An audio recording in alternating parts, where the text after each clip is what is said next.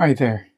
If you came upon this video hoping to have your neural networks titillated or to temporarily escape from any awareness of the futility of your existence, then the chances are this video is not for you. You may as well click again, and I hope you find what you're looking for. Wait a minute.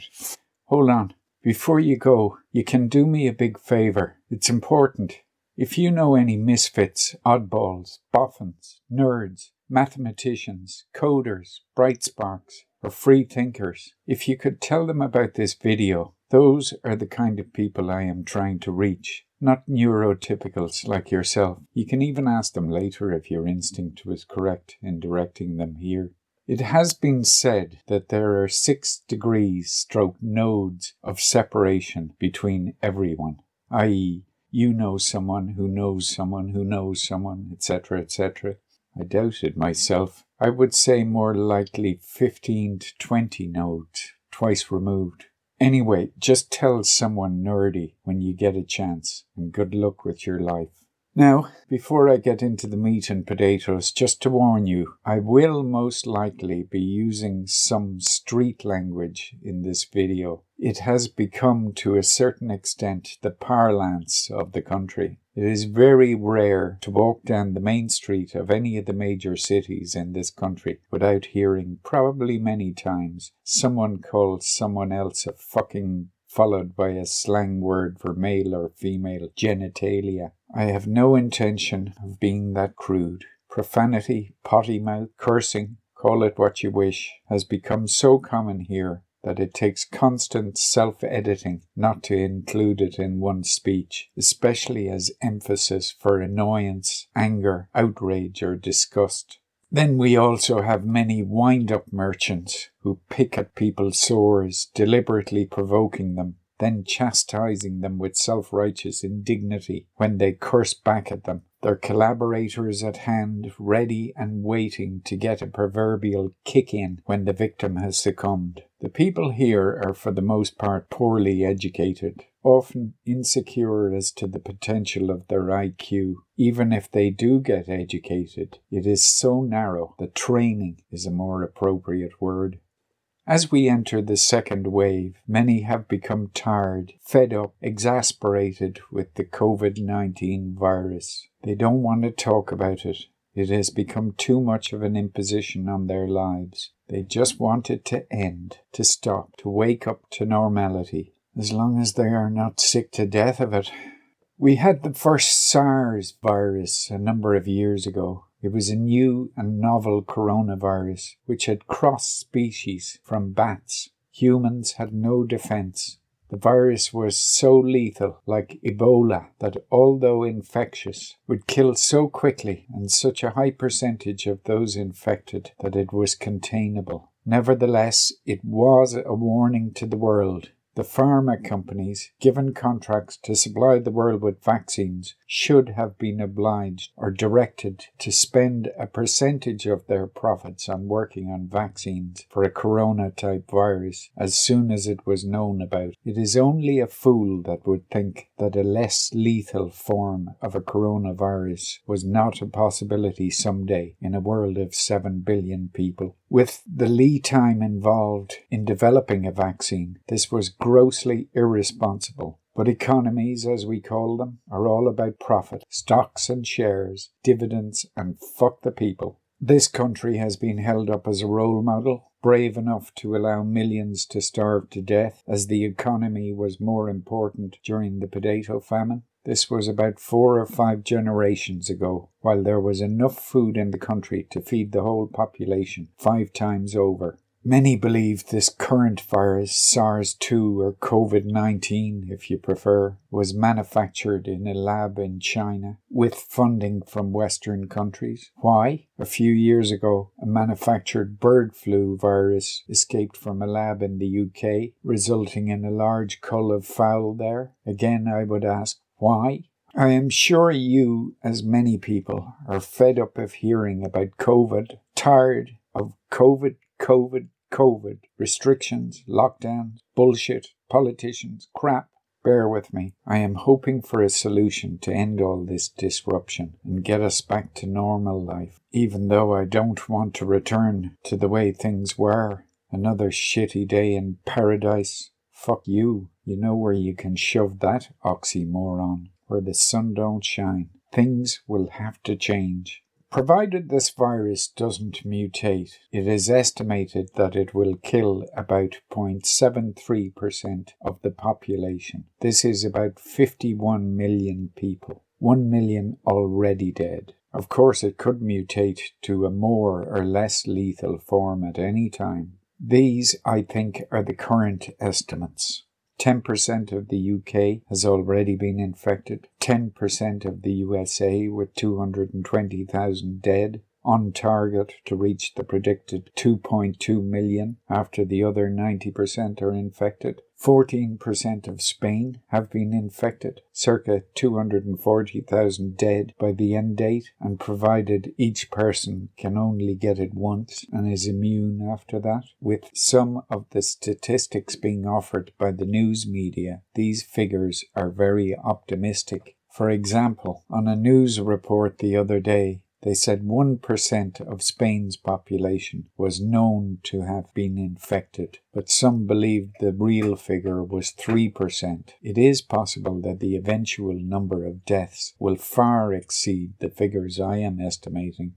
During the Spanish flu, circa 1918 to 1920, for its time, the people of the world were no less sophisticated than they are today, except maybe in backwaters like this country, where the masses were kept uninformed and God-fearing. It was an age of discovery, electrification, moving pictures, flight, literature, scientific understanding, etc. The progression and response to their pandemic was more or less the same then as it is today. They had social isolating, riots in the streets, with people protesting that they shouldn't be made to lock down or wear masks. To look back in time, it is like seeing the same headless chickens, responding exactly the same now as they did then. Yet now we have 100 years extra of technology, computerization, communications, medical and scientific knowledge. The average age of the people that died from the last pandemic was about 15 years old. This may have been because then people died younger. It was a patriarchal society. The father and breadwinner was given the best of food, while the wife and children were fed crap with little nourishment. My great-grandfather died from that flu in his 50s.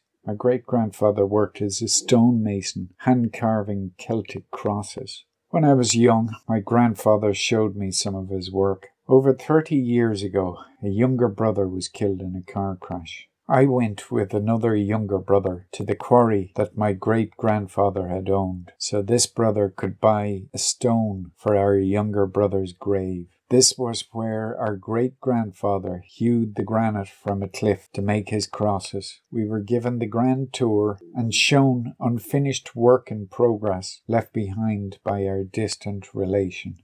In the case of the 1918 flu, after the population went through 4 waves, it mysteriously mutated to a weaker form, less contagious, and petered out. It is estimated that it may have killed 40 million before this happened. This virus could go the other way. It could mutate, killing twice, 3 or 4 times the number of people, with a long incubation period. Even the lungs of people who have had the virus and have a degree of immunity to it could still function as transport vessels, bringing it to new hosts. A fresh new host is most likely where any mutation occurs. Our main options without immunity are to reduce the spread or to destroy it. The RNA can be damaged with UVC, preventing it from replicating. It is larger than the regular molecules that make up air, so in theory it could be crushed, but the cost, precision and quantity of machines needed to do this would be impractical. Now, before I get into the nerdy details of what I am proposing, I have spent my working life self-employed and alone, engrossed in one project after another, doing stuff that was requested of me. I worked through long days, and I reckon during all that time I would have spent 95% of it not speaking or communicating in any other way. I have come to think my communication skills are somewhat inadequate. Most of the people I did have to interact with were neurotypicals, who of course are the vast majority of people on this planet. Fortunately or unfortunately, I have never really been able to understand them. I find them self-serving, unimaginative, and disinterested in all and other than them and theirs. I do not understand how so many of them work within institutions, express such hatred for what they do, go to work, leaving their humanity at the door, and during their working hours give body and soul to the institutions that employ them. They cover for and enable psychopaths, far greater than the 1.6% in the general population, and sociopaths that are employed and advanced through the same institutions. In a word, I would regard them as schizoid. They set the pay rates to allow their members to purchase comfortable houses, healthcare, pensions, 2 foreign holidays per year, plus disposable income for consumables.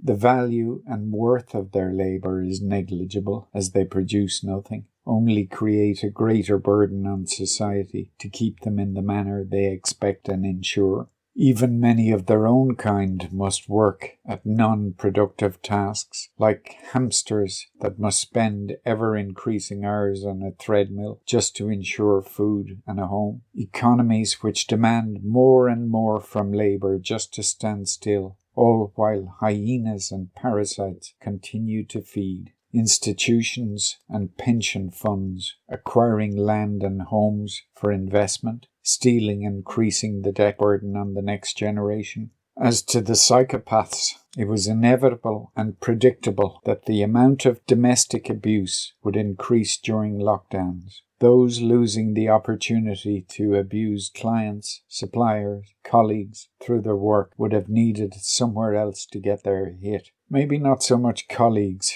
as these institutions have HR departments. Nevertheless, the neurotypicals do witness how these abusers maltreat others, and maybe some of the meeker would feel empowered to take out their frustrations at home. This country will take money from its people and use it to defend human rights abuse in the European Court of Human Rights. If they lose, they take more money off the people to pay the fines. Eventually, they change the law at the 11th hour and apologize with a few crocodile tears. Every time a wound is opened in the belly of this state, a great stink oozes forth. They stitch it up, but there is always a next time. Each time, lawyers and the courts prosper. It is like they divvy up the ill-gotten gains in plain sight. Have we created a society where the bullies run the playground? I would feel the current economic model is destroying societies and killing the planet.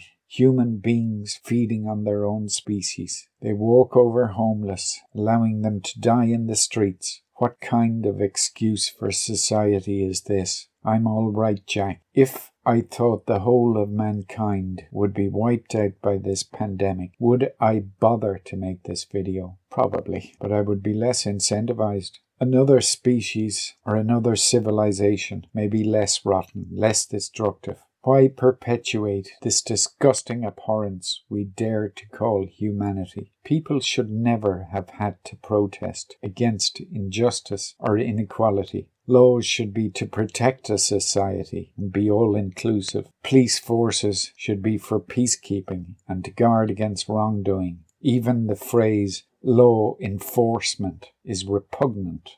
But we won't all die from this virus. Most of us will live. And each of us deserves to call it life. Life without oppression, with dignity. Even the psychopaths, although they should be prevented from abusing others. A psychopath may after all be a street devil and a house angel. There is, more than likely, someone close to them that has not seen that side of their personality. Someone who would be devastated by their passing. I would think that Ebenezer Scrooge's nephew would have grieved for him, even if he had not had his epiphany. I know what it is to grieve. You may arrive home alone, not particularly thinking of anything, suddenly overcome with overwhelming sorrow, which leaves you as a sobbing mess on the floor or leaning into a chair. You can rationalize it. You know the cause, but may not know the trigger. You try to hold it together. The more you try to take control, the more pain in the muscles of your throat, jaws, and temples. You just have to let it take its course. You miss the person, the conversations you will now never have, the lost potential, the events you will no longer share, the sorrow for their loss, no longer being able to experience life, its joys and sorrows gone for all time. That type of overwhelming grief is somewhat like what I would imagine clinical depression to be. The time between episodes will lengthen and the duration will shorten, but can strike at any time for years and years. The trigger may have been a glimpse of a facial feature on someone in a crowd hours earlier where you unconsciously took a double take, the sound of a voice or a laugh, a dream, the remnants of which lingered in your unconscious mind. Who knows? As I mentioned earlier, I do not feel my communication skills are great. About a year ago I started this YouTube channel, in a small part to improve through experience those skills. The channel has had little traction, so it is really only my own intuition as to how well I am progressing. The lack of traction may be for a number of reasons, so I have not been disheartened. There is a big part of me that doesn't want traction. Maybe it's kismet. Maybe I started a channel and developed some level of skill at editing, speaking into a microphone, formulating and articulating thoughts just to be able to make this video and share this idea. Toward the end of 2019, I heard a small radio report of a virus in Wuhan, China, a bat virus in a wet market that had crossed to humans. I thought this could be serious and mentioned it to a few people. None were interested. Quite a long time passed before there were additional reports. Now we all have heard of COVID. The science community, virologists, people working in laboratories and drug companies, doctors, nurses, hospital and nursing home workers, individuals with sewing machines have been busy making masks. People have been delivering food to isolated elderly. People with 3D printers have been making face shields. People fundraising through personal sacrifice. There are a lot of good people out there. In addition to the good work they do, they are also aiding in public morale and restoring our faith in mankind.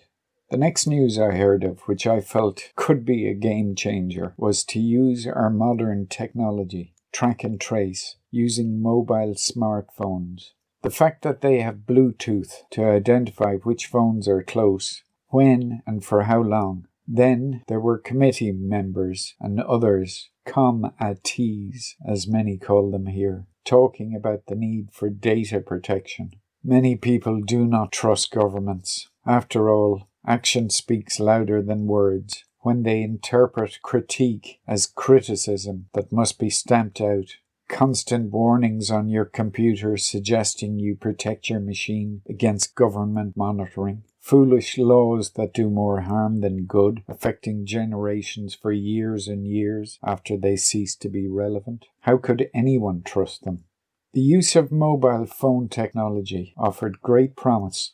You may have come across a guy named Philip Mason who has a YouTube channel called Thunderfoot. Along with his other work, he has been making informative videos about the pandemic. On one of the videos he produced called US is currently spending $1 million to prevent one coronavirus death. In this video, he lists a number of things that would need to be done to contain the virus. The second on his list was create infrastructure for test, track and trace. Although very few people would read comments on a video that gets so many, on the 1st of June 2020 I posted a comment which read, The idea, to my knowledge, is that Bluetooth-enabled phone plus app is used to identify those near to a confirmed consenting case. If someone is identified as positive retrospectively, the track and trace is used to notify those near to them for a sufficient time to advise they get tested. It seems to me that the app should also be capable of vibrating the phone or displaying a discrete message like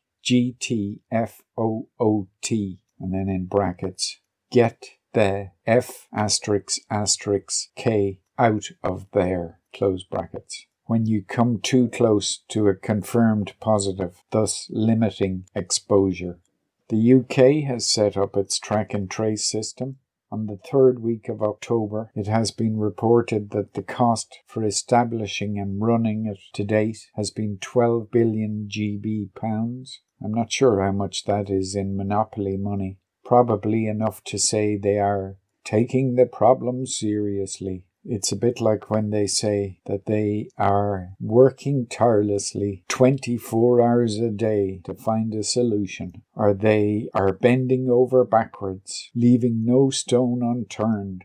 They have informed 1 million people to get tests and quiz them to remember who they have been in contact with. To my knowledge, they also have phone information from which those who downloaded their app, which still needs further tweaking to function properly. I will resist commenting or using expletives at that news. Ever since computers with graphic capability became available, people used them for mathematical modeling. The first grayscale, or black and white if you prefer, Apple Macintosh came with a free program. They didn't use the word app in those days. It was a simple little teaser to demonstrate the capabilities of a computer. While many wondered why anyone would want a computer, it was just a glorified, overpriced typewriter. Most people couldn't type in those days. This free program was called Life. There was a grid where you could place rabbits and foxes. The foxes and rabbits moved around. The foxes ate the rabbits, who probably bred, I can't quite remember. The foxes died if they ran out of rabbit food.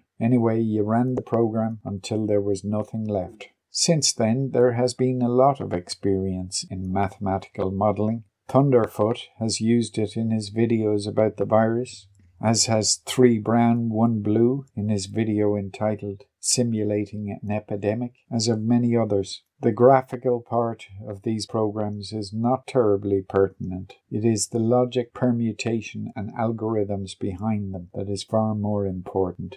Okay, I'm going to get a bit nerdy. This idea I have nicknamed DIM, or D-I-M, or Dynamic Interactive Modeling. I know there are people out there who will have no problem at grasping the concept. I know there are people out there with the knowledge, skills and attitude to help implement it, if only I can reach them. I feel that if this idea is implemented, it will help the world get out of this mess, save many lives and give us all more freedom while at the same time reducing the spread of the virus. Even if you feel you cannot help with this idea, you can. If you know someone who might be able to help either in its implementation or to promote the idea, please let them know. If you know someone with a high profile who can direct people to this video, that would help. If someone wishes to remake this video and call this idea their own, feel free. I just want it to happen for all our sakes. If there is a human in YouTube who reviews videos before they go online, I would appreciate if they would break a few rules to ensure this video reaches the people who can help. Dynamic Interactive Modeling, or DIM. I would think it could be achieved with a firmware update to smartphones. An app would be useful just to determine who lives in your home and who lives next door. Your neighbours may be in Bluetooth range, but we may wish this solution to ignore them. Each smartphone, when activated with DIM or DIM, is given a number, probably about 6 digits decimal. This number is proportional to the estimated CR number, meaning COVID risk number, at the mast where your phone is when the new software is downloaded. When first activated, your phone then generates a 4-digit random number. This will be your identifier, which is only necessary to eliminate neighbors' transmissions, which your phone may wish to ignore, as though your phone may see them. They are not in your environment. Even if another phone has the same identifier as yours, this doesn't matter. It is best not to have your neighbors have the same identifier as your own household members. This is the only purpose in there being an identifier, to prevent neighbors from skewing the information captured. Each phone should be able to generate a new 4-digit identifier should a conflict be determined. A 3-digit identifier is probably good enough, as we are unlikely to have 100 neighbors within Bluetooth range. But with 1,000, conflicts are extremely unlikely in the first place. I should really be talking in hex numbers, but these figures I use are just to explain the idea. Lest your phone is being charged or there is no motion being detected from its internal orientation/motion gyros, it will ignore any data received if appropriate. Each phone has its Bluetooth receiver turned on, which should not use much by way of additional power. If it receives information from other phones when out in the real world, it will receive a string from each phone that transmits data. This string will begin with a header. It could be DIM or DM or something else. If what the phone is receiving doesn't begin with this header, it's not interested and ignores the rest of the transmission. Then comes the 4-digit identifier. If at home and identified as a neighbor, the transmission is ignored. Then comes the 6-digit COVID risk number or CR number. This is from someone near at hand who has a level of risk. This number is processed, multiplied through various parameters to determine by how much your own phone's COVID risk number should be incremented by. Finally, there may be a checksum when the phone transmits data to determine if the information captured by your phone was correctly received or should be ignored as unreliable data. Each phone, out and about, would begin by transmitting its COVID data, say once every 20 seconds, based on its own clock. It only takes milliseconds to transmit, so the chances that more than one phone in the same space are transmitting simultaneously are extremely rare. Of course, if a phone does detect it is consistently receiving a message at the same time it is trying to send one, it can add a random number of milliseconds to a parameter to offset its transmission clock. But this is just a technicality. When a phone's COVID risk number gets to a critical level, its owner is advised to get a test. With a negative test, the manufacturer code and batch number can be used to reduce the phone's CR number. The COVID test information could be stored on the phone or elsewhere, but either way, some method of reinstating the phone's CR number if the test is later found to be unreliable would be important. As the numbers stored in parameters act on the numbers received and are then incremented to the phone's own CR number,